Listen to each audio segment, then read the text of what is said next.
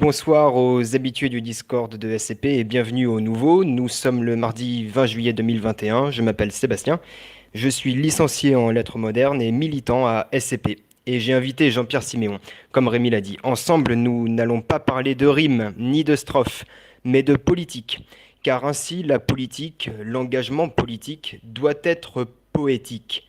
Et un poète doit avoir conscience de son engagement politique. C'est en termes d'engagement que parlait un père spirituel de l'Europe, Friedrich Schiller, de la poésie. Nous aurons l'occasion d'en discuter. Je rappelle à chacun, comme l'a rappelé Rémi, que vous pouvez, sans limite aucune, poser vos questions sur le chat conférence. Les modérateurs vous donneront la parole progressivement. Bonsoir Jean-Pierre Siméon. Vous êtes poète, dramaturge, romancier et traducteur. Vous êtes agrégé de lettres modernes. Vous avez enseigné aux instituts universitaires de formation des maîtres. Vous avez collaboré avec plusieurs revues littéraires comme Jungle ou Les Cahiers de l'Archipel. Vous dirigez avec Jean-Marie Barnaud la collection Grand Fond aux éditions du Chêne. Vous êtes poète associé et dramaturge au Théâtre national populaire. Vous avez été directeur artistique du Printemps des poètes. On peut vous lire régulièrement dans les colonnes de l'Humanité et vous avez publié La poésie sauvera le monde en 2015 aux éditions du Passeur, ainsi qu'un recueil de poésie Levez-vous du tombeau chez Gallimard en 2019. La présentation est correcte? Oui, oui, non, je disais simplement que je ne dirige plus la collection Grand Fond à Chêne, maintenant je dirige la collection Poésie chez Gallimard.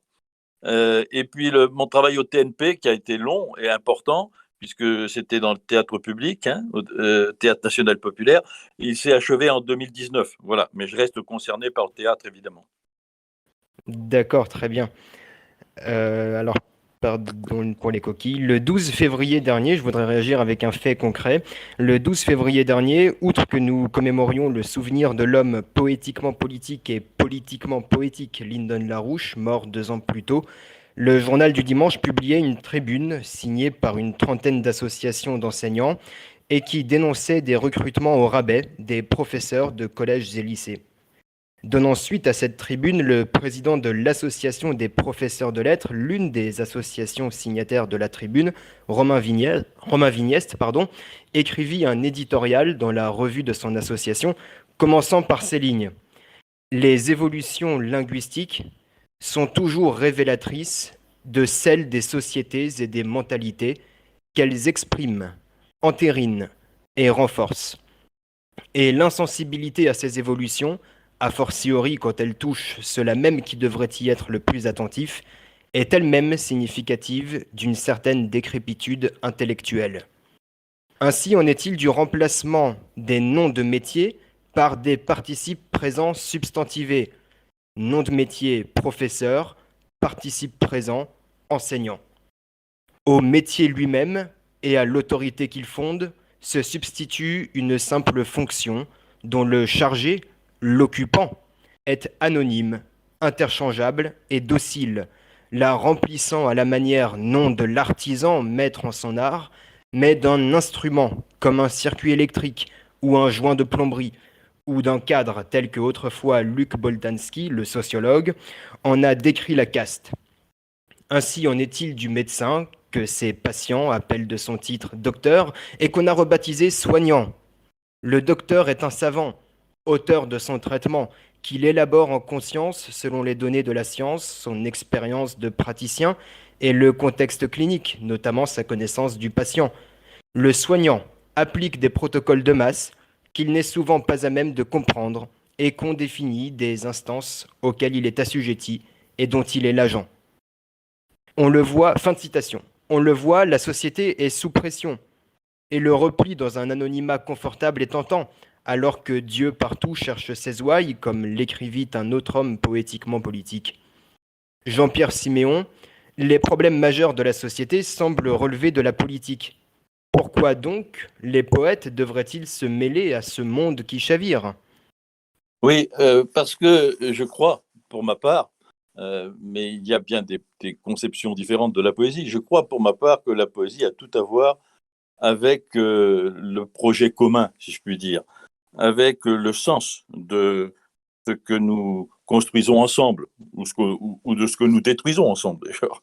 Alors, je crois que la poésie contrairement à toutes les opinions courantes, les plus feignantes, si je pourrais dire, les plus paresseuses, les plus répandues, la poésie n'est, je l'ai dit dans l'essai que vous avez évoqué, n'est pas un agrément, un ornement, comme on le fait, comme on le dit trop souvent. C'est pas une chose vénielle. La poésie existe depuis toujours dans toutes les cultures et toutes les civilisations. Il faudrait s'interroger sur la permanence absolument extraordinaire des poètes dans toutes les circonstances. Et pourquoi la poésie existe-t-elle toujours? Pourquoi est-elle, on pourrait dire, une sorte de constante humaine? Eh bien, ça ne peut pas être simplement parce que c'est un agrément. C'est pas possible. Elle doit être le nom de quelque chose d'autre. Et c'est, à mon avis, cela qu'on ne prend jamais vraiment en compte. Les poètes crient dans le désert depuis des millénaires, peut-être, n'est-ce pas? C'est-à-dire on les marginalise, on va dire, on les adoucit, on arrondit l'angle, ou on les désarme en faisant des gens qui sont les interprètes d'une sorte de sentimentalité un peu exacerbée, ou des grands prêtres du beau, dans un beau un peu académique et qui ne mangent pas de pain, si je puis dire, qui rassemblerait tout le monde dans une sorte de consensus mou. Voilà, et on ne se pose jamais vraiment la question de ce que disent tous les poètes qui pensent le monde depuis longtemps. C'est-à-dire qu'on donne la parole depuis toujours, en tout cas dans les sociétés modernes, quelles qu'elles soient, on donne la parole aux experts du monde, n'est-ce pas, de la réalité. Alors ce sont, on le sait bien, les psychologues, les sociologues, tous les logues en tout genre, n'est-ce pas? On ne demande pas d'expertologue, comme moi je le prétends, et on ne demande jamais, ou on ne considère jamais le point de vue des poètes. Alors, ma pensée, c'est qu'il y a un dénominateur commun à travers toutes les expressions poétiques qui se succèdent dans les âges et à travers tous les continents et dans toutes les civilisations. Et j'essaie, pour ma part, de dire ce que c'est que ce dénominateur commun. De quoi le mot poésie est-il le nom? Bien sûr, le mot poésie, je ne veux pas dire le contraire. Ce serait un paradoxe un peu stupide et provoquant. La poésie, c'est d'abord les poèmes. Elle s'incarne pour tout le monde, à la vue de tout le monde, dans les poèmes, quelle que soit la forme de ces poèmes, qu'elle soit orale, qu'elle soit écrite, qu'elle soit savante ou populaire. Mais je pense qu'en deçà des poèmes, il y a quelque chose qu'on doit nommer et que des poètes nomment. Baudelaire l'a fait, Hölderlin l'a fait, on pourrait dire que Virgile et d'autres, Théocrite, pourquoi pas, si on remonte très loin, ou Héraclite l'ont fait. Mais on ne prend jamais en compte justement ce qu'ils disent. Et ce dont il est question, vous allez bien comprendre que c'est politique, ce dont il est question fondamentalement avec la poésie, c'est d'une position très particulière, très singulière par rapport à la réalité. Voilà, c'est-à-dire que les poètes ont un rapport, proposent un rapport, font l'hypothèse d'un rapport au réel, le réel dans toutes ses dimensions, qui n'est jamais pris en compte d'une certaine façon. Et c'est ce rapport au réel très spécifique, je le dis comme ça, on va dire, donner des preuves. Enfin, c'est beaucoup plus long, évidemment, que ce que j'en dis là. Cette position par rapport au réel, c'est ça que j'essaie de décrire, pour ma part, que j'essaie en m'appuyant sur toutes les traditions poétiques, sur, sur des poètes que j'ai lus, qui ont pensé justement les choses. Par exemple, pour donner un exemple que ce soit concret, il y a une phrase de Hugo von Hofmannsthal qui dit par exemple quelque chose d'essentiel. Il dit l'esprit déploie sa plus grande force corps à corps avec le sensible.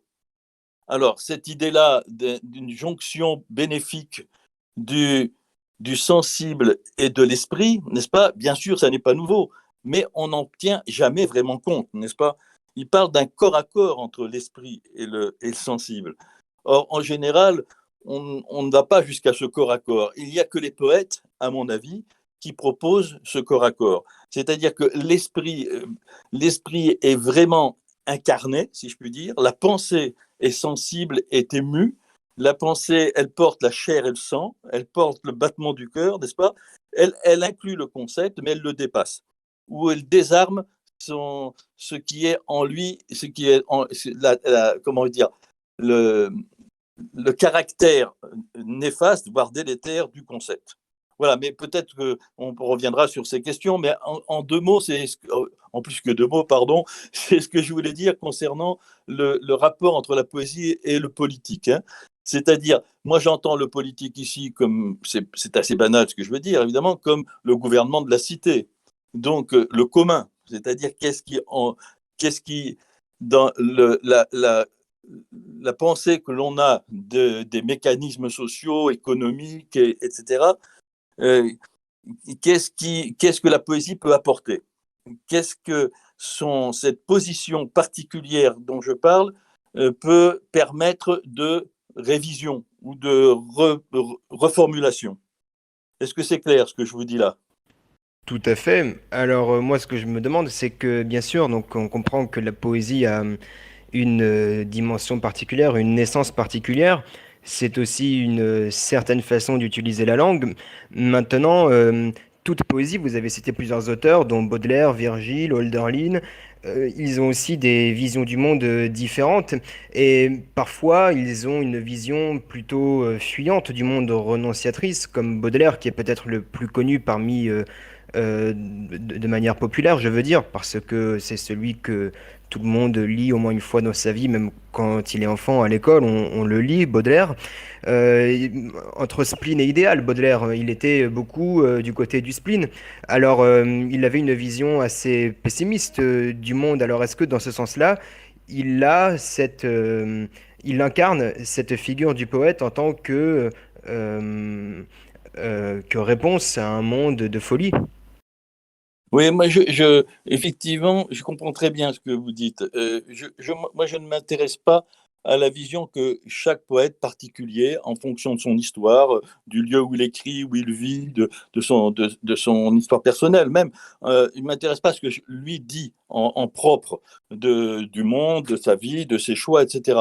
J'essaie de comprendre ce que tous les poètes, quels qu'ils soient, au-delà de leur parti pris esthétique, de leurs choix qui sont parfois idéologiques, etc., tout ce que s'adonnant à la poésie, tout ce qui les rejoint, en fait. Qu'est-ce qui fait le dénominateur commun? Et je disais, pour éclairer ça, je cite souvent une phrase de Georges Perros, qui était un magnifique poète de la fin du XXe siècle, qui est publié chez Gallimard et qui a écrit, par exemple, des papiers collés qui sont des suites d'aphorismes absolument formidables et éclairants. Alors, Georges Perros disait: le plus beau poème du monde ne sera jamais qu'un pâle reflet de ce qu'est la poésie, qui est une manière d'être, d'habiter, de s'habiter. Alors, vous voyez, cette citation est, à mon avis, fondatrice. Parce que, en tout cas, pour moi, elle dit ce que je cherche. C'est-à-dire, la poésie ici, au-delà de ces avatars formels que sont les poèmes et que sont les aventures ou les parcours particuliers de tel ou tel poète, en deçà de ça, il y a un dénominateur commun. Et ce dénominateur commun dont je parlais tout à l'heure, n'est-ce pas, c'est que la poésie propose, suggère une position éthique, au fond, une manière d'être, d'habiter, de s'habiter, dit Perros. C'est évidemment pas seulement individuel, ça inclut le destin individuel, une manière d'être, n'est-ce pas, mais aussi une manière d'habiter, de s'habiter. Vous voyez que le terme habiter ici, une manière d'habiter intransitive, veut bien parler de quelque chose qui est fondamentalement politique. Et comment on habite le monde, n'est-ce pas, le lieu, puisque si c'est intransitif, c'est que l'habiter ici a une valeur fondatrice, justement, je crois. Donc, c'est ça que j'essaie de comprendre. Quelle est cette manière que les poètes, cette manière d'être, que les poètes euh, postulent, malgré eux peut-être, à travers leur chemin poétique. Moi, ce que je crois, c'est que c'est, je le disais en préambule, déjà dans mon premier propos, c'est un rapport particulier à la réalité. C'est-à-dire que les poètes, c'est pas qu'ils soient optimistes ou pessimistes, n'est-ce pas? Ça dépend des humeurs ou du parcours de chacun. Non, c'est qu'ils ont tous un rapport à la réalité qui est le contraire de ce que nous pensons de la poésie d'habitude et des poètes d'habitude. L'exact contraire. Les poètes sont entichés de la réalité. Ils ont un rapport au réel qui est beaucoup plus riche que le rapport au réel que nous entretenons, nous, dans notre vie courante, ou qu'entretiennent bien d'autres personnes qui font profession d'expliquer le rapport au réel. Les philosophes, je sais pas, les sociologues dont je parlais, etc. Ce que je veux dire, c'est que la relation à la réalité qu'instaurent les poètes dépend très clairement ou se définit très clairement par une autre conception de la réalité. Les poètes, on va dire que les poètes ont une conception de la réalité extraordinairement ambitieuse, si je puis dire. C'est-à-dire qu'elle ne sépare pas les éléments du réel, ce que la pensée occidentale notamment n'a cessé de faire à travers les siècles en construisant son chemin. C'est-à-dire que les poètes ont une sorte ont une position qui est que la réalité pour eux est un indéfini. La réalité est une chose non close et que on va dire que leur regard sur le réel consiste à indéfinir le réel. Là où partout dans nos processus sociaux et politiques, idéologiques, etc., tout ce qui construit nos sociétés, là où partout on, on segmente, on catégorise, évidemment aussi en fonction d'une pensée conceptuelle du monde. Partout, on sépare les faits du réel, on les isole pour mieux les maîtriser intellectuellement, sans doute, mais là, en faisant ça, on perd le réel. C'est-à-dire qu'on substitue au réel c'est ce que je dis et je crois assez facile à comprendre, on substitue au réel un dessin du réel, DESIN, mais aussi involontairement ou peut-être parfois volontairement un dessin EIN, n'est-ce pas? Et les poètes, eux, s'en tiennent en deçà à une perception du réel qui se veut la plus exacte possible, la plus sincère possible, celle qui va au plein cœur du réel. Et quand je dis aller au plein cœur du réel, ce n'est pas un lyrisme benoît en disant ouais, les poètes se jettent dans le monde, etc. Non, c'est très sérieux. C'est-à-dire que les poètes prennent tout en compte du réel, alors que la plupart des pensées autres, n'est-ce pas, ou la plupart des actions que nous menons n'agissent que sur telle ou telle part du réel. Le vœu du poète, c'est l'absolu du réel. Vous savez ce que disait, on parlait de Schiller, eh ben, c'est ce que disait Novalis, le romantique allemand, il disait plus il y a de poésie, plus il y a de réalité. La poésie est le réel absolu. Voilà ce que disaient d'ailleurs les romantiques allemands en général, dont la pensée était très forte et qui a nourri très clairement une grande part de la poésie du moderne et du XXe siècle notamment. Et ça passe par Rimbaud. C'est-à-dire il s'agit ici d'une représentation du réel ou d'une compréhension du réel, je préfère au mot représentation, qui est extensive. C'est-à-dire qu'il ne s'agit pas de maîtriser le réel, de l'inclure dans des définitions, des savoirs indiqués, des croyances, pourquoi pas. Il s'agit à chaque fois d'inquiéter notre compréhension du réel. Et quand je dis inquiéter, je dis bien le mot au sens étymologique. Notre représentation du réel à travers le poème, par la poésie, n'est jamais quiète. Elle est toujours inquiète, c'est-à-dire elle est toujours en mouvement, elle est toujours dans la question. Le poète ne dit jamais le réel c'est ceci ou c'est cela, il questionne le réel dans tous ses états. Et donc, quand je parle d'un réel extensif, je veux dire que les poètes, et vous l'entendez, tout le monde l'entend en écoutant un poème, même s'il n'a aucun rapport à la poésie, etc. Les poètes, dans le réel, dans leur rapport au réel, impliquent tout de leur être, n'est-ce pas? De leur personne, on va dire même tout simplement. C'est-à-dire aussi bien la pensée discursive, on va dire la pensée conceptuelle, aussi bien que le corps, et le corps vraiment charnel, pas le corps abstrait comme ça, le corps inscrit dans le vent, dans la pierre, dans la ville, etc. Et évidemment aussi tout ce qui relève de la psyché, et donc, on comprend bien les rapports qui a pu y avoir à certains moments entre la poésie et la psychanalyse, etc., etc. La psychanalyse ne reprenant qu'une vérité de la poésie, c'est-à-dire qu'elle explore depuis toujours la psyché dans ses profondeurs et ses complexités les plus énigmatiques, n'est-ce pas? Donc, la poésie, elle n'est pas ceci ou cela, elle n'est pas que l'affect, elle n'est pas que l'émotion, elle n'est pas que la pensée, évidemment, elle est tout ça à la fois. C'est ce rapport très exigeant, très intense de la poésie au réel dont je dis que nous n'avons pas l'usage et que tout le monde, par la poésie, en prenant au sérieux ce type de rapport que fonde la poésie au réel, si on prenait ça au sérieux, tout le monde pourrait avoir ce rapport plus exigeant, et plus juste à la réalité. Et d'ailleurs, on voit bien dans le monde dans lequel nous vivons aujourd'hui, là je vais très clairement, et j'espère, adapter mon discours à ce qui se passe aujourd'hui, on voit bien que la grande dérive dans nos sociétés, à travers tout ce qu'on peut décrire, effectivement dans le logos notamment, mais dans toutes les superstructures, etc., c'est la perte du réel. Et comment on perd le réel? En l'enfermant justement dans des schémas conceptuels. C'est presque qu'on peut appeler le langage technocratique qui informe le réel, n'est-ce pas, qui le construit et qui n'est plus lui-même, comme est le langage poétique, tributaire de la réalité. Mais il se construit de façon autonome au-dessus du réel et prétend le régenter et le gouverner. Vous voyez, donc, c'est de cela dont je parle. Je crois que la poésie et les poètes nous proposent à tous de reprendre notre rapport à la réalité dans tous ses états. Je parle du visage ou du paysage, donc du rapport à l'environnement, le rapport au réel concret comme au réel abstrait ou comme au réel qui est pas moins réel, qui est le réel affectif, par exemple, de reprendre tout ça et de le libérer, en fait, ce rapport, alors qu'il est contraint. Il est contraint sans cesse parce qu'on nous indique, et aujourd'hui plus que jamais, par des injonctions des médias, etc., on nous indique comment vivre telle ou telle part de notre rapport au réel, comment on doit vivre notre psyché, comment on doit vivre notre rapport au réel concret, comment on doit s'habiller, comment on doit prendre, comment on doit se déplacer, etc. Enfin, toutes les parts du réel segmentées sont gouvernées par des injonctions abstraites.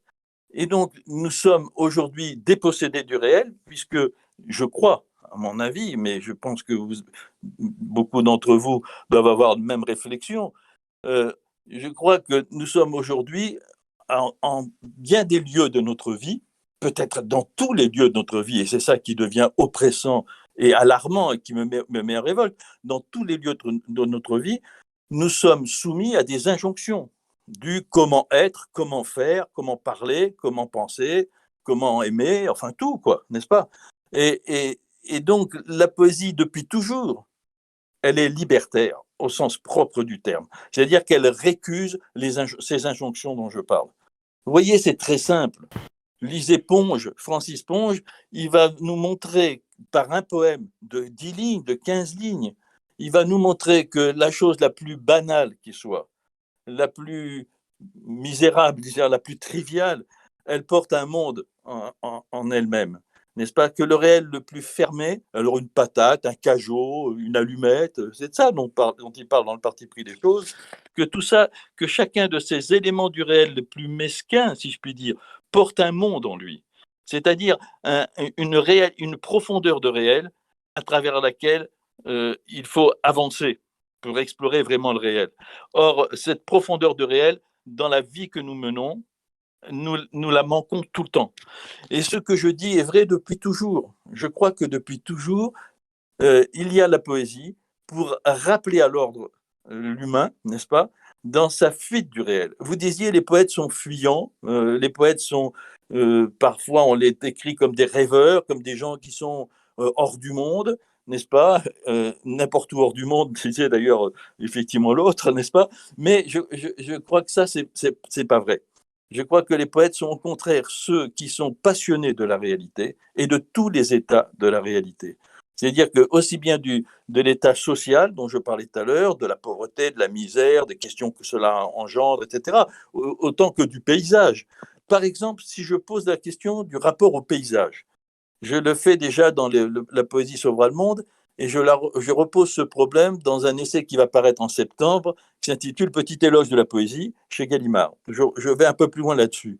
C'est-à-dire, depuis toujours, les poètes ont, dans leurs poèmes, et dans ce que manifestent leurs poèmes, ont indiqué un autre rapport à l'animal, au règne végétal, au cosmos, un autre rapport que celui dont nous avons l'usage communément dans nos sociétés. C'est-à-dire que ici, pour faire image, on peut revenir au mythe d'Orphée. Rappelez-vous Orphée, quelle est sa particularité? Le premier des poètes, n'est-ce pas? Avec sa lyre, c'est qu'il chante et enchante, et se laisse enchanter lui-même. Mais il parle aux rochers, aux pierres, aux poissons, n'est-ce pas? Et cette façon Et de... il les civilise. Pardon? Et il les civilise en faisant ça. Oui, c'est-à-dire qu'il les comprend comme... en faisant ça, il signifie, comment je pourrais dire, la chose essentielle qui est le avec, AVEC, avec. C'est-à-dire que l'homme, depuis Orphée, par Orphée, ou dans l'esprit d'Orphée, ou dans sa manière de dire, l'homme est avec les choses naturelles, avec les mers et les poissons dont je parlais, avec le vent.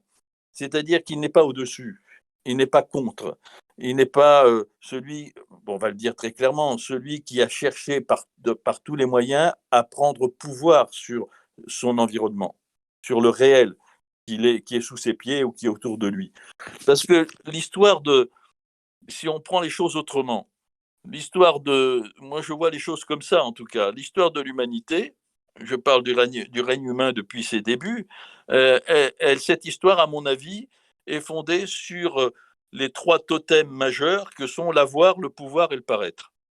C'est-à-dire qu'à partir de la volonté d'avoir, qui est d'abord un besoin, mais qui excède très très vite le besoin minimal exigible, n'est-ce pas? Très très vite. À partir de cette question de l'avoir qui devient très vite une obsession, eh bien, apparaît évidemment la question du pouvoir, car il n'y a pas de pouvoir sans avoir, évidemment, le pouvoir étant la garantie de l'avoir, surtout si l'avoir se veut toujours plus grand, n'est-ce pas? Et puis, le pouvoir, lui, a pour auxiliaire le paraître, c'est-à-dire une escamotage de l'être, à mon avis, parce que l'apparence, évidemment, est le contraire de l'être, de mon point de vue. C'est-à-dire que l'apparence n'est que la partie émergée d'un iceberg qui est tellement plus profond et complexe et qui n'a pas de fin, d'une certaine façon. Donc, moi, je crois que les poètes, depuis toujours, et Orphée le mythe d'Orphée le dit, disent il y a une autre manière d'habiter le monde, n'est-ce pas, et de s'habiter soi-même, que dans l'obsession de l'avoir, qui engendre le rapport de force du pouvoir. Et donc, vous voyez que les conséquences, si on prend la poésie au sérieux, elles sont même dans le rapport individuel comme dans le rapport social.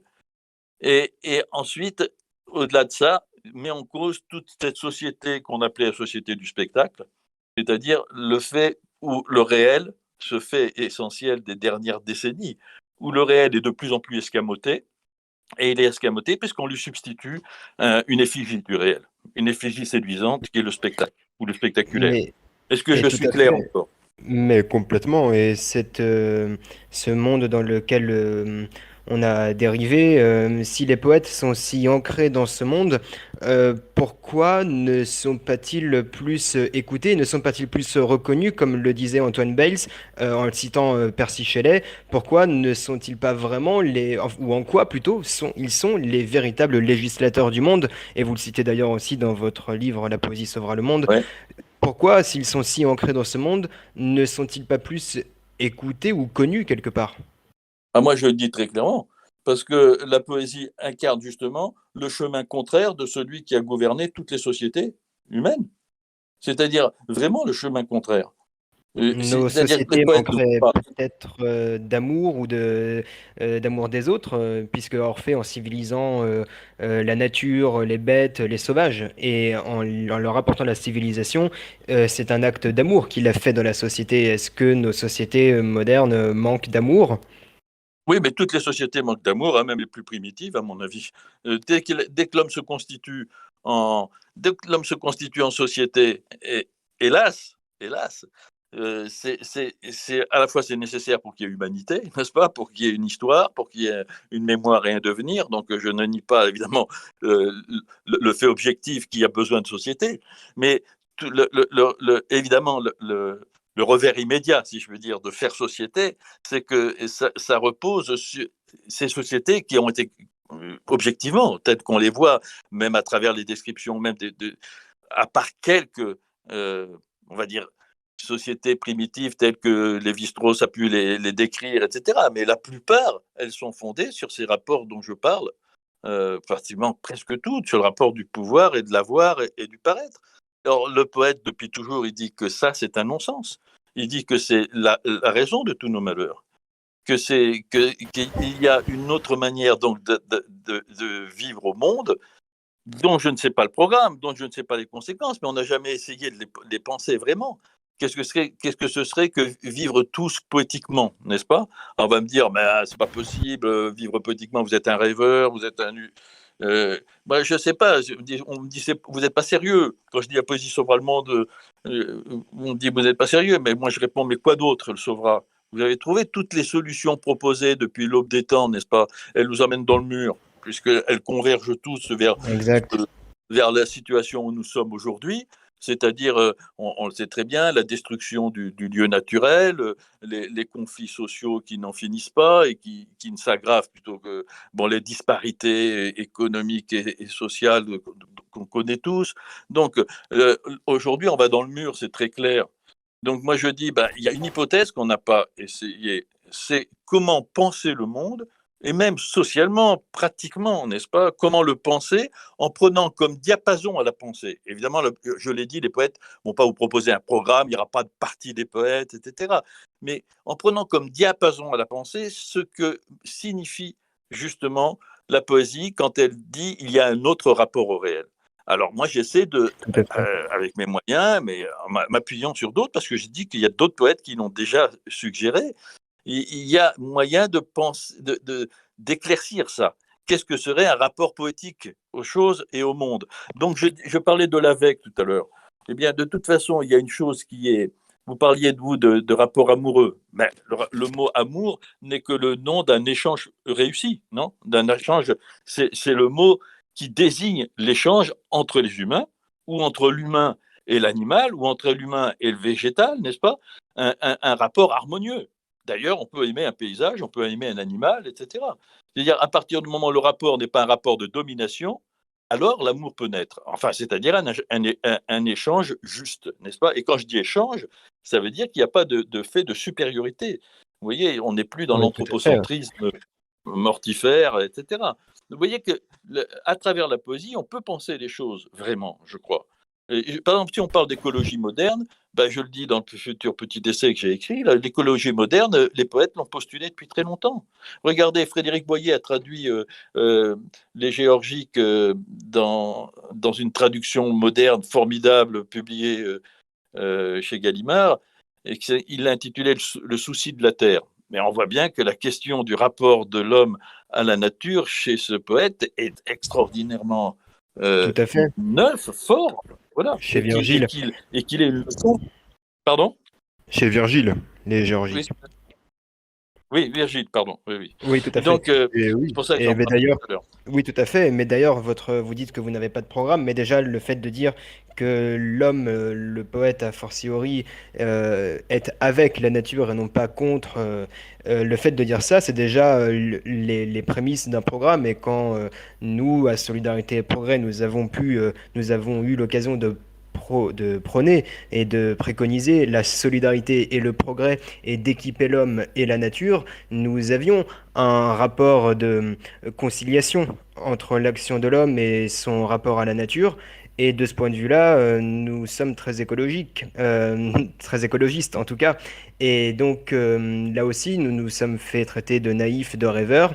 Et puis comme en politique, on est parfois des requins, on s'est fait traiter d'extrême droite. Mais nous avons essayé, et nous essayons toujours, et nous continuerons à essayer d'être dans cette attitude conciliatrice parce que nous pensons exactement comme vous, Jean-Pierre Siméon, que l'homme a un but dans la nature et que dans le monde, et que s'il est né et qu'il a prospéré dans la nature, ce n'est pas pour la détruire, mais pour bâtir un monde dans lequel elle puisse être accueillante et dans lequel elle puisse toujours continuer à accueillir davantage. Et donc, justement, vous disiez, Jean-Pierre Siméon, que le poète était le véritable législateur du monde dans le sens qu'il civilise et adoucit les sauvages et civilise. Et Johanna pose la question euh, euh, elle demande quel retour avez-vous des brigades d'intervention poétique que vous avez créées, qui, je pense, devaient viser à qui devaient remplir le rôle fondamental des poètes, qui est de civiliser le monde. Oui, le brigade d'intervention politique, c'est le mot, l'intitulé, c'était pour rire un peu, par provocation évidemment. L'idée, c'est un des dispositifs que j'ai mis au point avec mon ami Christian Schiaretti, avec qui on travaillait d'abord à la Comédie de Reims, ensuite au TNP. Mais c'est pour moi un des moyens multiples que j'ai essayé d'inventer, au Printemps des Poètes aussi, pour manifester la force et la présence de la poésie auprès de tous, absolument tous, et d'ailleurs sans qu'il y ait la moindre restriction mentale. Il n'y a pas besoin, je le dis et le redis, il n'y a pas besoin comment on peut dire, d'un pédigré savant, n'est-ce pas, pour accéder à l'enjeu de la poésie, à cet enjeu que j'essaie de maladroitement de définir tout à l'heure, c'est-à-dire un autre rapport au réel. N'importe qui. Alors, brigade d'intervention poétique, je le dis pour ceux qui ne le savent pas, ça consistait à aller dans les classes, on visait tous les publics, hein, de la maternelle au collège. On allait dans les classes avec deux comédiens, en tout cas, et je leur disais, vous entrez dans la classe, vous ne dites pas que vous allez lire un poème, on ne vous attend pas, les enfants ou les adolescents ne savent pas que vous allez arriver, vous entrez dans la classe, vous dites rien, vous vous mettez devant les élèves, donc ils écoutent, parce qu'ils voient deux étrangers qui arrivent dans la classe, donc stupeur, donc silence, donc curiosité, et c'est pas si facile de susciter la curiosité aujourd'hui, et je veux dire par là l'attention, qui est la chose la plus abîmée qui soit aujourd'hui. Et donc, dans cet instant, dans cette latence que crée la surprise, ils lisent un poème. D'ailleurs, ils ne le disent pas pour éviter le côté comediante, le côté mise en scène, etc. Ils lisent le poème. C'est-à-dire, ils le disent, si je puis dire, comme une parole adressée à ceux qui sont devant eux, en les regardant. Mais au lieu de parler, qu'est-ce qu'entendent les jeunes, quels qu'ils soient? Ils entendent qu'on leur parle, mais qu'on leur parle une langue qu'ils ne connaissent pas. Une langue, et parce qu'on ne cherchait pas évidemment des poèmes connus du La Fontaine ou vous voyez, ou du Maurice Carême, enfin les trucs qui sont en milieu scolaire. On leur faisait entendre n'importe quelle poésie, hein, c'est-à-dire aussi bien, je sais pas, Gertrude Stein, Mayakovsky, Neruda, Aragon, je sais pas quoi, voilà. Et donc, on leur dit pas très longtemps, parce que l'attention, elle est fragile, mais elle peut être intense si elle est courte, n'est-ce pas? Et on leur dit un poème, comme ça, dans le silence, dans la stupeur, on leur dit un poème. Et puis on s'en va. Eh bien, après, ça crée un électrochoc. Et on revient, en général, le principe des brigades poétiques, c'est de revenir comme ça pendant 15 jours à la même heure devant les élèves.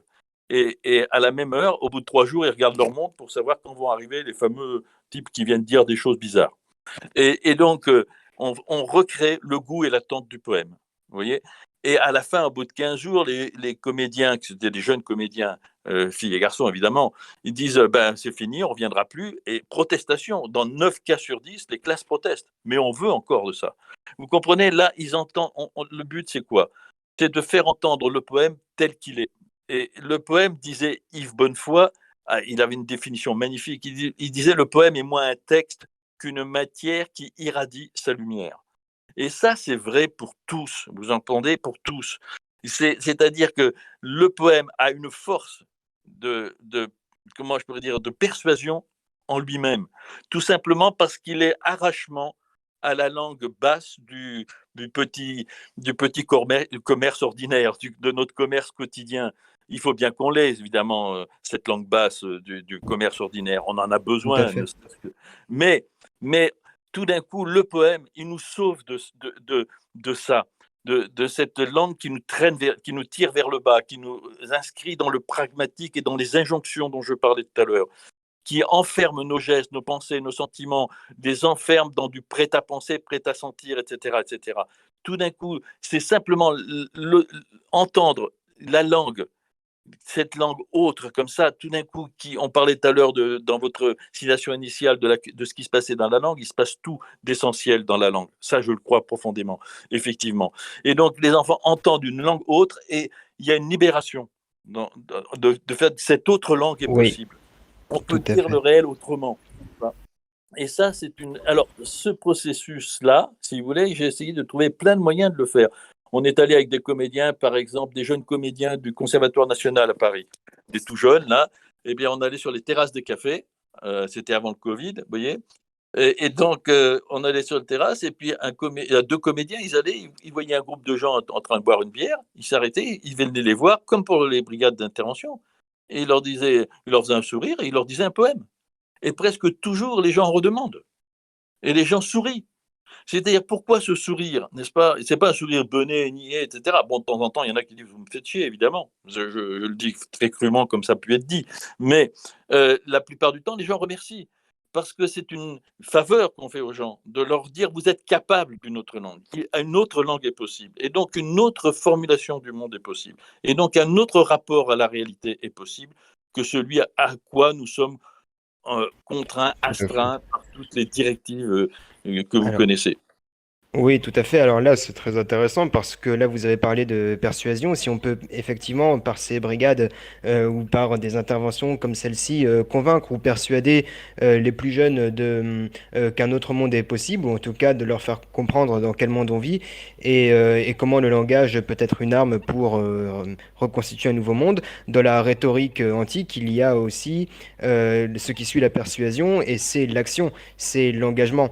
Et donc, de ce point de vue-là, ce qui serait magnifique, et peut-être cela s'est-il déjà produit, c'est que les enfants se mettent à agir d'ailleurs en tant que citoyens, et puisque c'est le but d'ailleurs que l'école se donne de former des citoyens.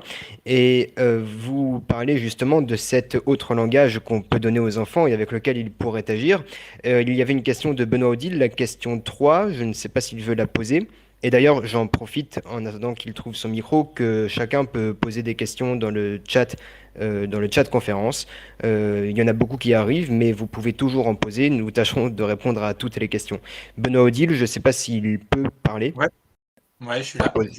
poser sa question 3. Oui, c'était la question dans votre livre, donc La poésie sauvera le monde. Vous insistez beaucoup, en tout cas au début, sur le combat contre le sens littéral des mots. Donc vous dites que c'est c'est quasiment une prison en fait pour la langue. Et je voulais savoir en quoi ça serait un problème politique. Qu'est-ce qui ça empêche les gens de faire et de penser ce sens littéral des mots. Oui, c'est peut-être même une des fonctions politiques essentielles de la poésie. C'est de libérer la langue. J'en parlais tout à l'heure, d'affranchir la langue de son destin premier, originel, qui est un destin tragique. C'est-à-dire que pour se faire comprendre, je dis une petite chose très simple de philosophie du langage, hein, c'est très simple. Pour se faire comprendre, quand on utilise un langage verbal, qu'est-ce qu'il faut? Il faut un code. Il faut un code restreint, parce que sinon, il faut notamment des principes comme un mot égale un sens, que l'ordre des mots soit consensuel, etc., etc. Il faut des règles de grammaire pour tout dire. Il faut une normalisation, d'accord? Et donc, la langue, pour qu'elle soit efficace, la langue pragmatique, qui est le destin premier de la langue, c'est-à-dire fais gaffe au mammouth, éteins le feu, enfin vous voyez ce que je veux dire pour rigoler, mais enfin bon, bref, pour nos interactions sociales immédiates, etc. Il faut que la langue soit efficace, qu'on la comprenne vite, qu'on la comprenne tout de suite, même pas vite, mais tout de suite. Et pour que ce principe soit respecté, il faut que la langue soit d'une pauvreté extrême. Vous l'entendez bien. C'est-à-dire, il faut qu'elle réponde au principe un mot égale un sens, c'est-à-dire la monosémie, et le plus possible. Parce que dès qu'un mot n'égale plus un sens, alors on est dans le doute du sens. Forcément, ce que je dis est une évidence absolue. Et donc, dès qu'on est dans le doute du sens, il y a une latence. S'il y a une latence dans la compréhension ou la réception, c'est du temps que marque cette latence, n'est-ce pas? Ou un silence qui est un temps. Et dans un monde où on n'a pas le droit à la latence, où il faut que chaque chose dite soit un stimulus et que ce stimulus entraîne une réaction restreinte, une action précise, donc répondre à une injonction, au fond. Voilà, la langue, dans son destin ordinaire qui est monosémique, encore une fois, qui est une langue de normes, eh ben, elle est essentielle, elle est indispensable, je l'ai dit au début, pour qu'on fasse société et qu'on puisse vivre tout simplement notre quotidien, mais en même temps, elle est tragiquement catastrophique. C'est-à-dire qu'elle nous fait perdre le réel, puisque le réel, il est tout sauf normal. Il est tout sauf soumis à une norme, le réel, le vrai réel. le vrai réel, c'est-à-dire celui qui est fait de la nature, des animaux, de nous, de notre monde intérieur, etc.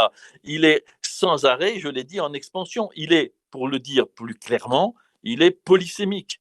La nature profonde du réel, c'est d'être le contraire d'une monosémie. C'est-à-dire que tout porte, tout, je l'ai dit tout à l'heure à propos de Francis Ponge, l'objet qui est un caillou, une chaise, tout porte plus de sens que le sens que lui assigne la loi lexicale, par exemple, n'est-ce pas? Et donc, si je le dis de chaque mot, et je pourrais le dire, vous imaginez, pour chaque phrase. Donc, la tendance générale et la pratique générale des langues verbales dans le monde entier, de toutes les langues, c'est d'aller vers ce sens minimum intergénérationnel garanti. Vous voyez, quelque chose qui fait qu'on se comprend tous immédiatement. D'autant plus important ce principe dans une société économique du marchandisme libéral qu'on connaît, qui veut que les êtres ne soient pas des êtres qui pensent, mais des êtres qui agissent. On est bien d'accord là-dessus, je crois. Donc, c'est-à-dire que chacun est renvoyé à un rouage dans le mécanisme. Et c'est pour tout. Hein. Donc, pas seulement pour le travail, dans tous les domaines. Ce n'est pas simplement parce qu'il y a une efficacité, vous en comprenez les conséquences, qui est rentable.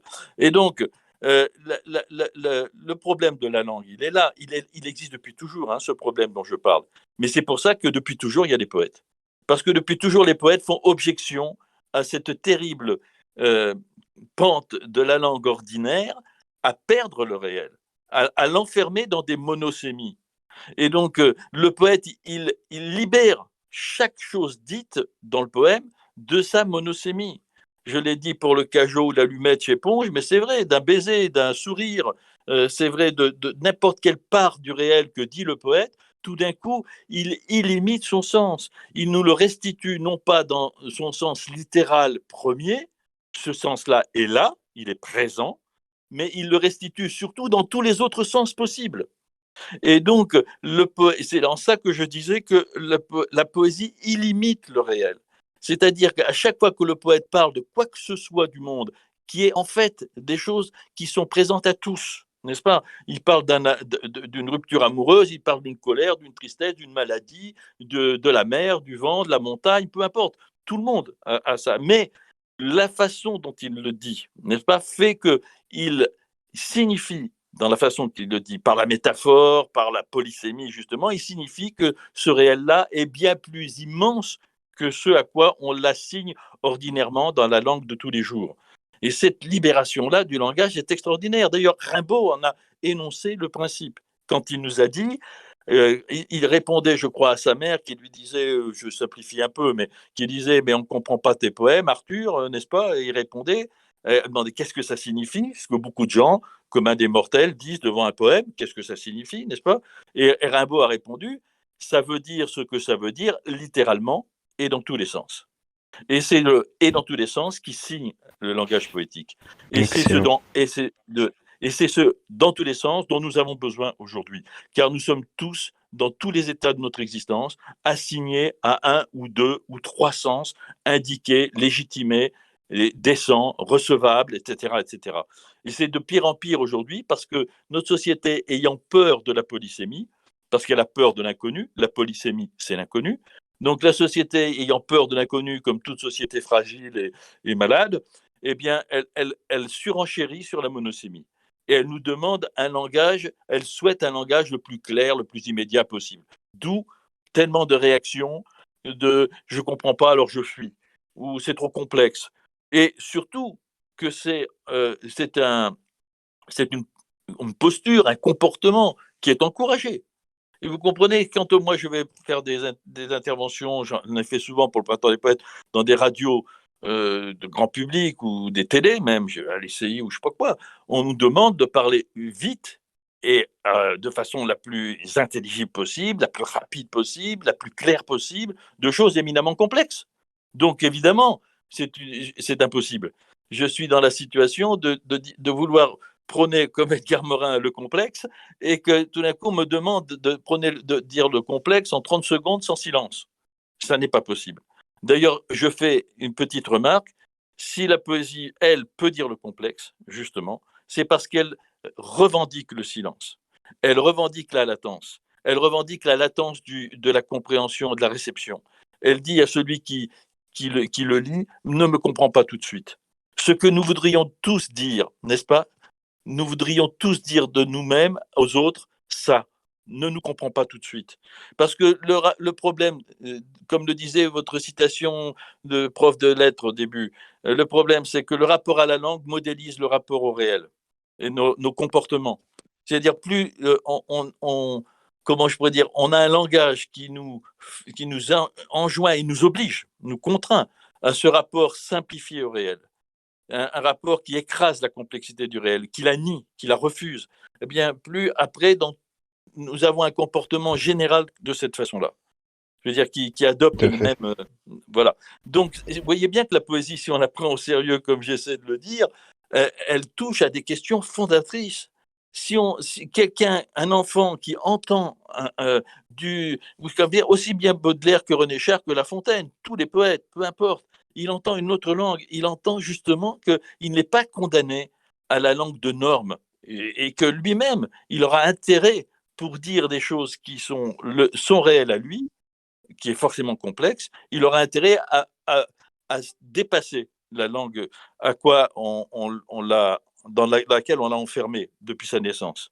Vous voyez, les poètes sont, je crois vraiment, vraiment sont des libérateurs de ce point de vue-là, profondément. Alors, j'espère que là, Merci beaucoup. vous sentez plus à l'aise pour parler longuement des choses complexes. En tout cas, tout ce Oui, que vous dites sur justement la polysémie, affronter l'inconnu, ça me paraît extrêmement optimiste. Et il y avait Sébastien Pérémoni qui avait posé une question sur l'optimisme. Donc, s'il veut la poser, je lui laisse la parole.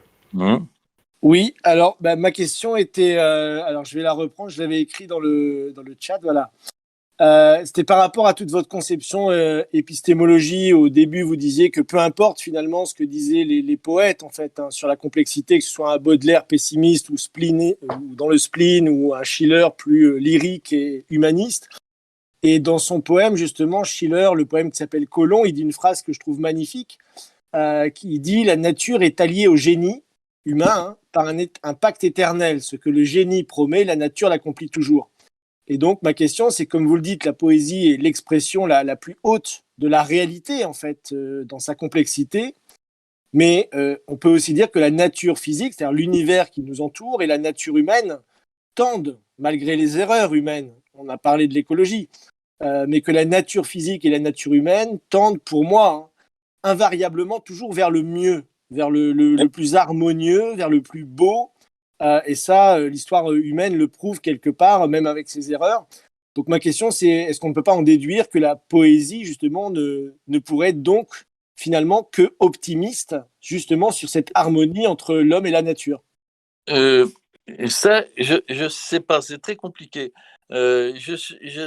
Cette question de l'optimisme et du pessimisme. Oui, et Georges Genot, que j'ai cité souvent, il disait le poète doit être ou être un professeur d'espérance, je crois, il dit des choses comme ça. Moi, je crois qu'effectivement, il y a un espoir dans la poésie. Ça, je le crois profondément. Je ne sais pas pour le chemin fléché de l'humanité, est-ce qui va vers le mieux. Moi, je crois qu'il y a une aspiration au mieux, il y a une aspiration au beau, mais il y a aussi, hélas, dans l'humain, l'aspiration contraire. Mais ce que la poésie, en tout cas, postule, c'est que on n'est jamais rien n'est impossible d'une certaine façon. La poésie, je l'ai dit, elle dit que tout est toujours ouvert. Je crois ça profondément. Justement, là où on pourrait croire que tout est fermé, clos, immobilisé, la poésie nous restitue une confiance dans la réalité parce qu'elle nous dit le réel, lui, le réel que nous vivons, le réel qui nous entoure, à quoi nous sommes confrontés, lui, il n'est jamais clos. Et le fait que, rien que ça, par le fait d'un poème de 3 vers, n'est-ce pas? Ça suffit. Rien que soit faire l'expérience en soi profondément par le langage poétique que le réel n'est pas clos, eh bien, c'est une objection à tout ce qui, justement, serait prônerait la clôture du réel, d'une certaine façon. C'est en ça que je dis que la poésie est un espoir. Et c'est pour ça que les gens, effectivement, sont toujours heureux d'entendre un poème. Moi, je crois, pratiquement toujours, n'est-ce pas? Si la lecture ou l'écoute du poème n'est pas, comment on pourrait dire, détournée à d'autres fins que l'expérience poétique dont je parle, qui est une expérience d'ouverture, d'éveil, en quelque sorte, d'étonnement, de stupéfaction même. C'est-à-dire détournée à des fins de savoir, à des fins de distinction, etc., etc. La poésie a été beaucoup détournée et arrachée à ces enjeux dont je parle ici, moi, personnellement. Arrachée à ces enjeux pour en faire une chose vénielle, qui ne dérange pas. Justement, alors que les poètes depuis toujours mettent en cause profondément notre rapport au réel, ça dérange, puisqu'ils mettent en cause en disant vos rapports au réel qui est habituellement prôné est pernicieux. Donc ça dérange. Donc on fait taire les poètes pour ça, de mon point de vue.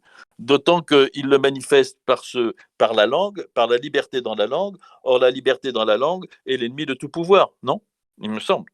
Et j'ai dit tout à l'heure que le pouvoir, c'était le grand totem de nos sociétés. Donc, forcément, vous en concluez que les poètes sont partout, effectivement, des gens qui dérangent. Et pour éviter le dérangement dans notre rapport au réel, dérangement du réel, c'est-à-dire le réel sorti du rang, pour éviter le dérangement poétique, on en fait un ornement comme le pot de fleurs sur la cheminée, quoi. Le poème, c'est la jolie chose qu'on se dit entre gens bien de temps en temps. Voilà, ou le poème pour la fête des mamans, ça mange pas de pain. Vous voyez ce que je veux dire? Donc la question, elle est de mon point de vue de cet ordre-là. Voilà ce que je voulais dire. Mais ceci dit, je crois que je parle dans l'essai La poésie sauvera, dans le prochain plutôt, l'éloge de la poésie, je parle de l'histoire de l'optimisme. Je crois qu'il y a de la joie dans la poésie. Et c'est d'ailleurs en m'appuyant sur une citation de Paul Celan, dont on sait que son destin à lui et son destin familial a été tragique, n'est-ce pas, lié à Auschwitz, etc. C'est Paul Celan qui dit qu'il y a une joie dans la poésie, cette joie dont je parle, de tout d'un coup faire l'expérience d'une ouverture, alors que tout nous paraissait fermé.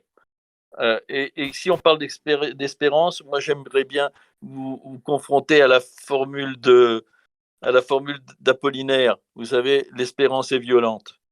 C'est une magnifique formule, l'espérance est violente. Je crois que l'espérance chez les poètes, elle est violente. C'est-à-dire, elle fait violence à nos conformismes, à nos fatigues, à nos clôtures. J'arrête pas de remplir, mais je pense qu'on est dans un monde de clôture où tout se ferme petit à petit.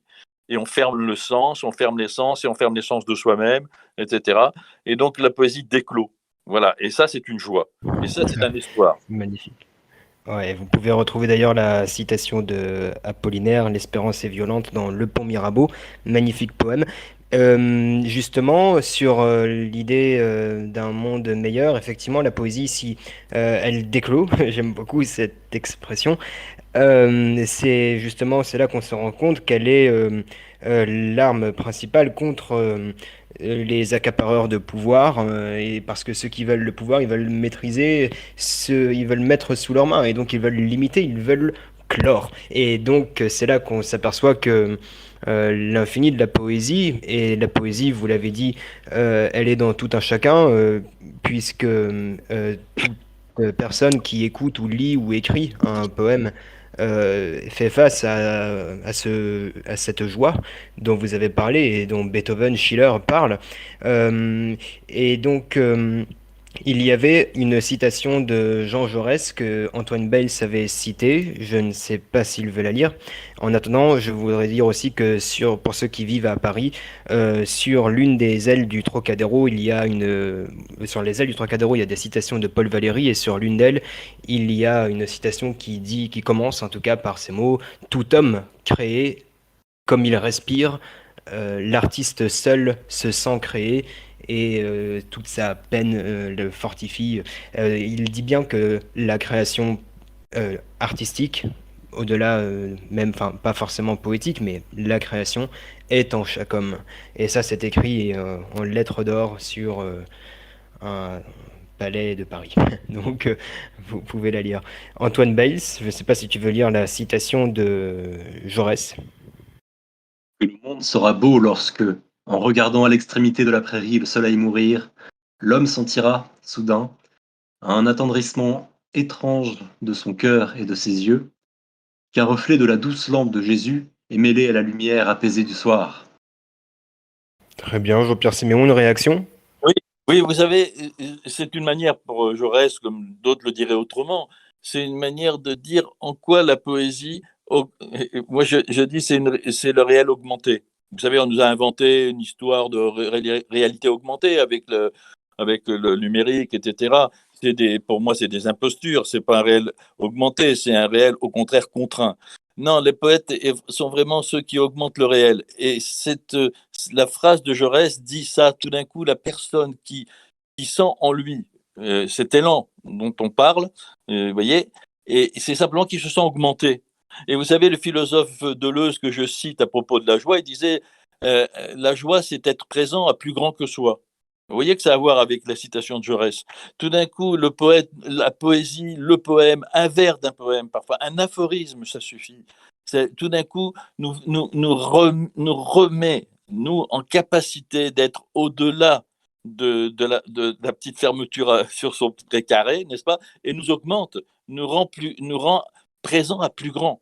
On oublie toujours que cette présence au plus grand que soi, voilà, que certains vont appeler de tel ou tel nom. Il y en a qui l'appellent Dieu, moi je suis pas très croyant, peu importe, n'est-ce pas? Mais la poésie, en tout cas, effectivement, elle nous ouvre. C'est-à-dire, elle nous dit, il y a un autre, comme disait Éluard, tenez, comme ça on ne parlera pas forcément de mystique, n'est-ce pas? Il disait, oui, il y a un autre monde, mais il est dans ce monde. Et c'est ce monde dans le monde à quoi nous conduit n'importe quel vers de poésie, n'est-ce pas? Le simple, même je dirais, la vibration dans l'air que fait le premier vers d'un poème. Tout d'un coup, il nous porte à une autre dimension de nous-mêmes et de notre rapport au réel. Une dimension, j'ai dit, d'attention supérieure, qui est la vraie qualité première de l'humain, je crois. C'est cette attention fondamentale dont Malebranche disait qu'elle était la prière naturelle de l'âme, n'est-ce pas? C'est-à-dire cette présence en soi d'un feu, d'une ardeur, de quelque chose qui vibre, qui est intensément présent à ce qui l'entoure. Eh bien, c'est ça que moi j'appelle l'élan poétique. Et ça, tout le monde le porte en lui, mais plus que jamais, et j'y insiste, plus que jamais, c'est abîmé, ravagé, réprimé. Parce que cet élan poétique, ce feu, cette ardeur en soi dont je parle, c'est quelque chose, je l'ai dit, de libertaire, c'est-à-dire quelque chose qui récuse l'injonction, qui en plus récuse toutes les injonctions du moment. Ça appelle la lenteur, ça appelle le silence, ça appelle la présence profonde à soi-même, l'enracinement, les deux pieds sur terre, ça appelle une présence aux choses qu'on dit d'habitude lointaines alors qu'elles sont les plus proches de nous, le cosmos, je sais pas, les grands effets naturels, etc.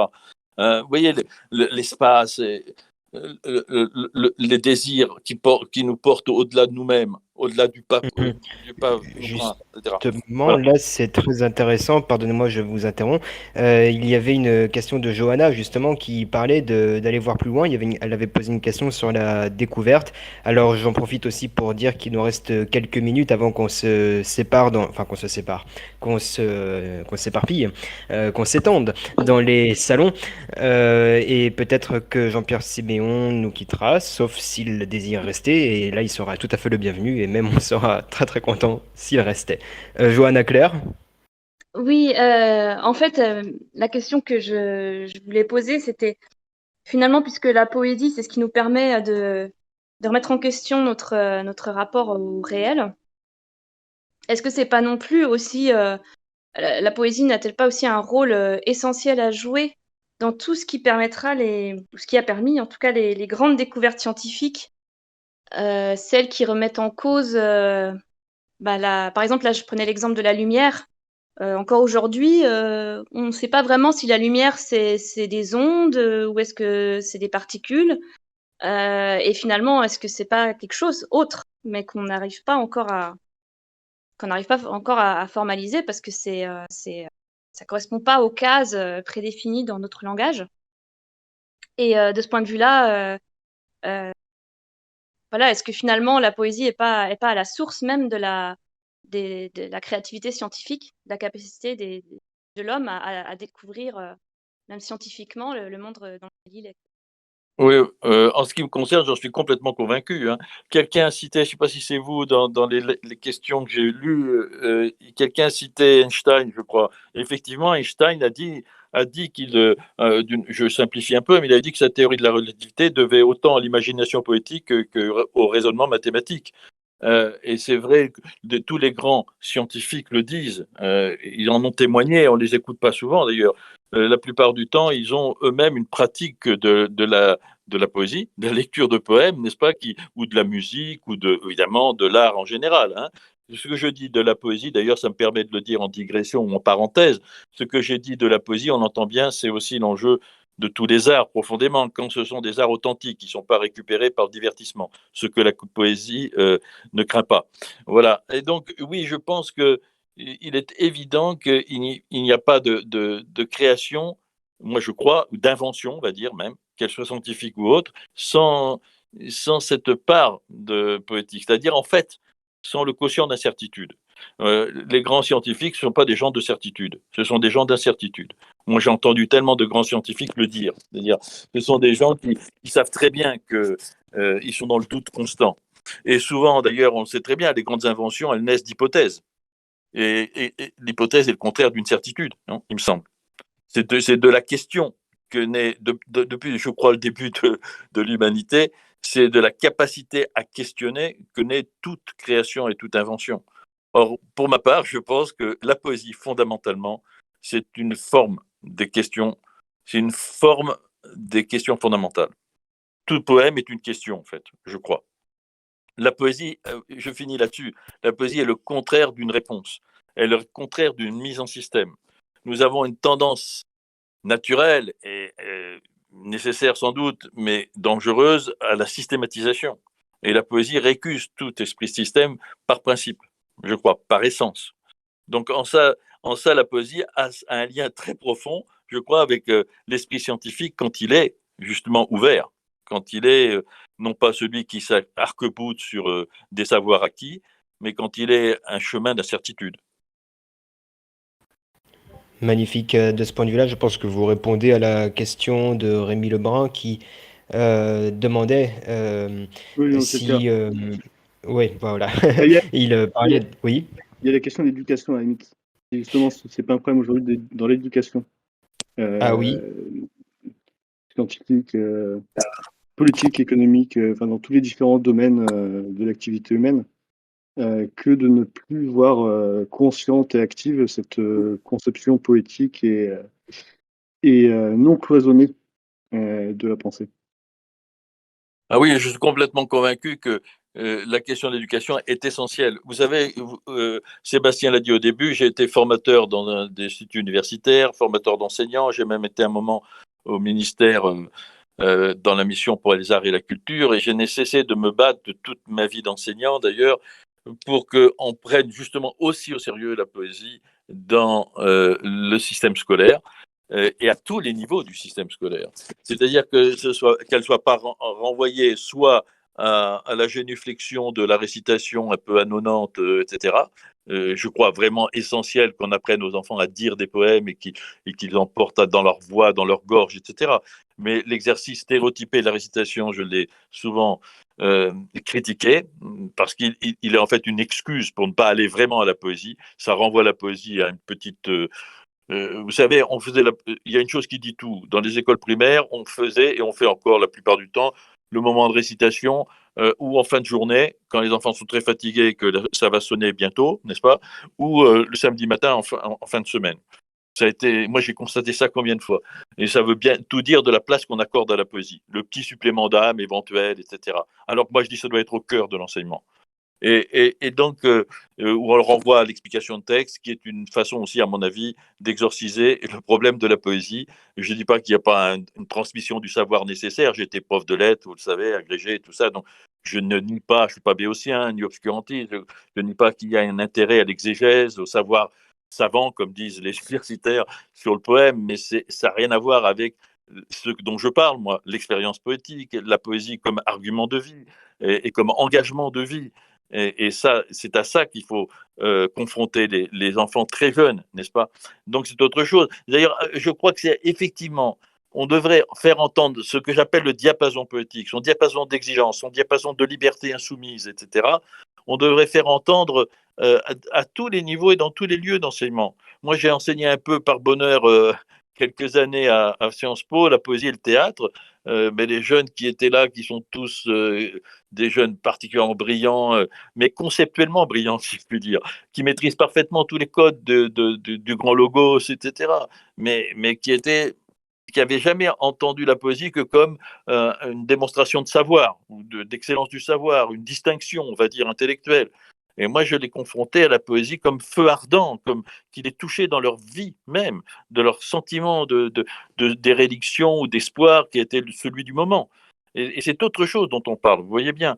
Il y a un livre que je vous conseille qui était d'Adeline Baldacchino. Adeline Baldacchino, qui a fait Sciences Po, qui était narque, qui est maintenant magistrate à la Cour des comptes, et qui est poète, et premièrement poète, et qui est passionnée de poésie depuis toujours. Elle a écrit un bouquin qui s'appelle La ferme des énarques, où elle plaidait pour que, bien avant qu'il y ait la disparition des énarques, elle plaidait pour une refonte complètement de la formation qu'elle avait suivie d'ailleurs, et elle plaidait pour que les futurs énarques soient justement, et un enseignement de poésie.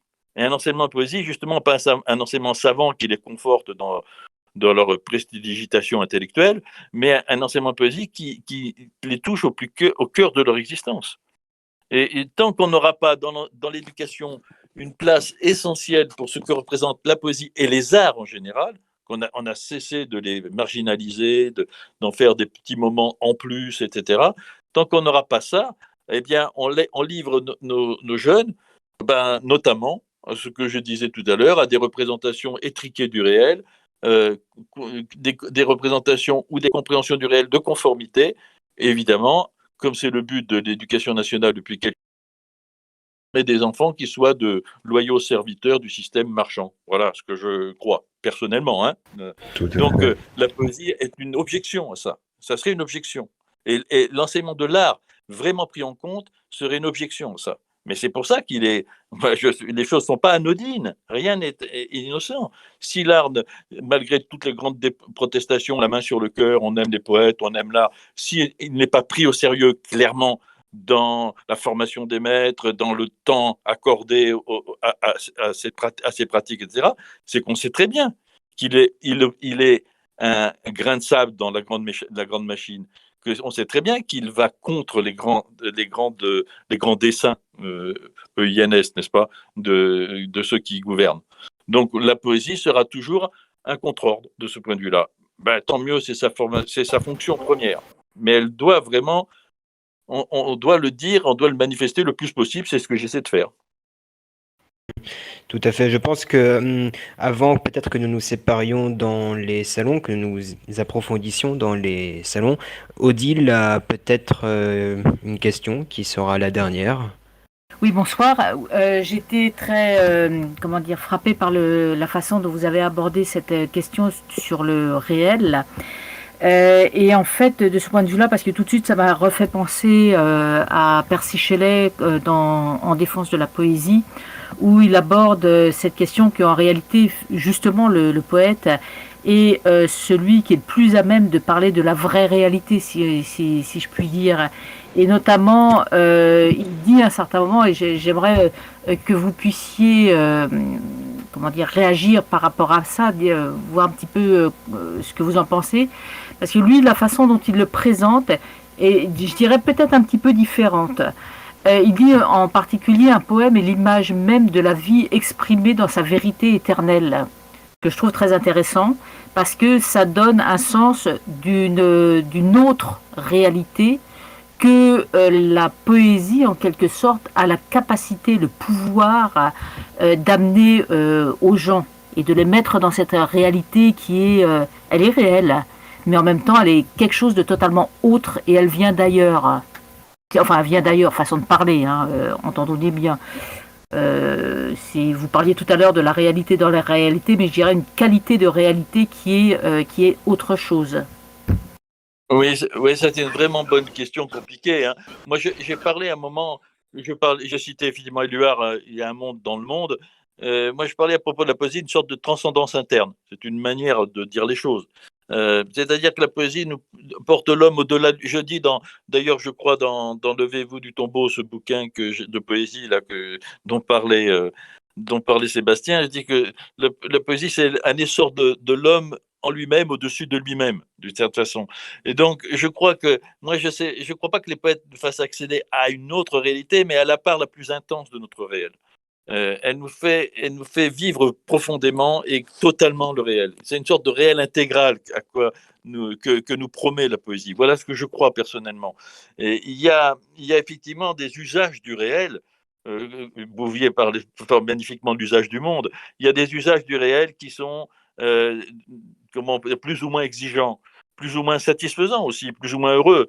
Il y a un usage du monde et du réel et qui est nécessaire pour nous tous, on le sait, je ne veux pas y revenir, les poètes ont les pieds sur terre, ils ont mal aux dents, ils vont acheter un beefsteak ou un poisson, enfin peu importe, ils sont comme tout le monde dans ce réel-là, qui est l'usage ordinaire et premier du réel. Mais la question, elle est toujours pour chacun d'entre nous, comment, et on a une aspiration en nous à le faire, comment on échappe à cette contrainte-là, à cette demande-là, très très forte et violente du réel. Et en plus, l'autre réel dont on parle, cette part plus intense du réel, je dirais pour ma part, pour y accéder, il y a exigence, il y a effort à faire. C'est vrai, je crois. Il y a un effort d'arrachement, il y a un effort de dépouillement. C'est ce que dit par exemple la pensée taoïste. C'est un vide à faire de tous les leurres et toutes les chimères séduisantes qui nous tiennent, les smartphones par exemple, ou les divertissements en tout genre. Donc accéder à cette réalité, c'est récuser la tentation en nous d'échapper au feu du réel et à son... Justement, l'intense, c'est difficile. L'intense, ça peut amener même au plus haut de cette intensité à la brûlure, comme Artaud l'a montré, ou Van Gogh, par exemple, n'est-ce pas?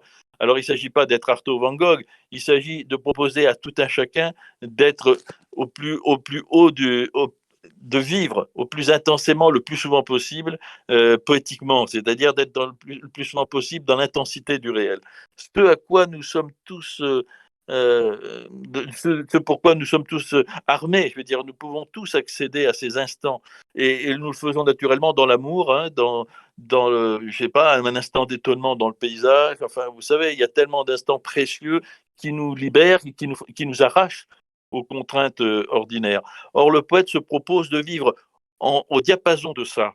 Je reviens à ce diapason poétique, que notre vie soit organisée et pensée en fonction de ça, et pas organisée et pensée en fonction de l'autre réel qui gouverne tout et qui impose ses lois. C'est pour ça que les poètes sont législateurs, les vrais législateurs. C'est une autre loi du réel qu'ils proposent. Je me fais comprendre?